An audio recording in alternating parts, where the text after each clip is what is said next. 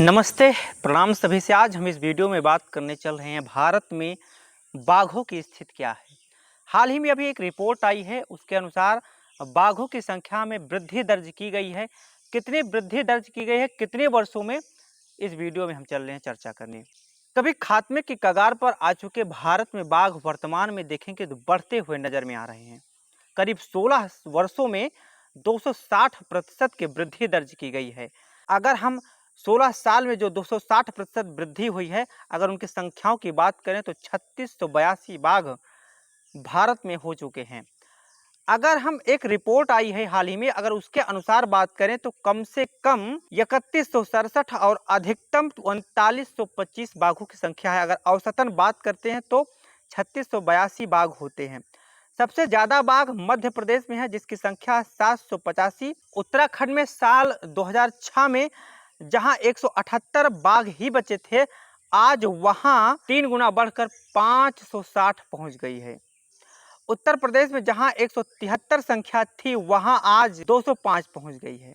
Report के अनुसार tiger reserve में सबसे ज्यादा 260 बाघ उत्तराखंड के जिम कॉर्बेट नेशनल पार्क में है।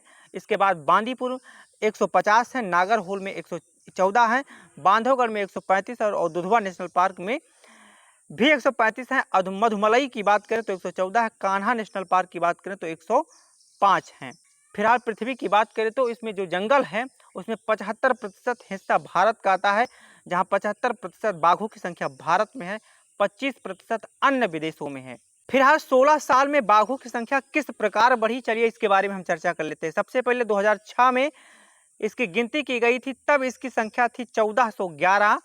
फिर उसके बाद 4 साल बाद 2010 में जनगणना हुई, तब इसकी संख्या हुई 1706। फिर उसके बाद 2014 में 2226, 2018 में 2967, अब जाकर 2022 में इसकी जनगणना हुई तो 3682 इसकी संख्या हो चुकी है। सबसे बड़ा प्रश्न अब यह है कि बाघों को बचाने के लिए हम इतना प्रयास क्यों कर रहे हैं। देखिए, अगर बाघ रहेंगे तो हमारा पेड़ सुरक्षित रहेगा, बाघ रहेंगे तो पर्यावरण सुरक्षित रहेगा, बाघ रहेगा तो पारिस्थितिकी जो तंत्र हमारा ये भी सुरक्षित रहेगा।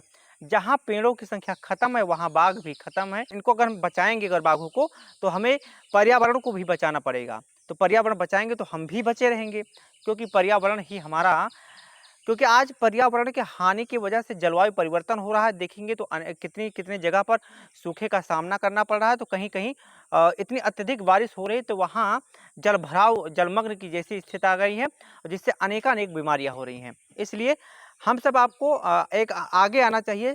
फिलहाल इस पर्यावरण को बचाने में आप सबका भी अहम योगदान होना चाहिए। अगर आप पर्यावरण को बचाएंगे तो बाघों की संख्या बचेगी। इसलिए बाघों की संख्या अगर बचाना है तो पर्यावरण को बचाना होगा।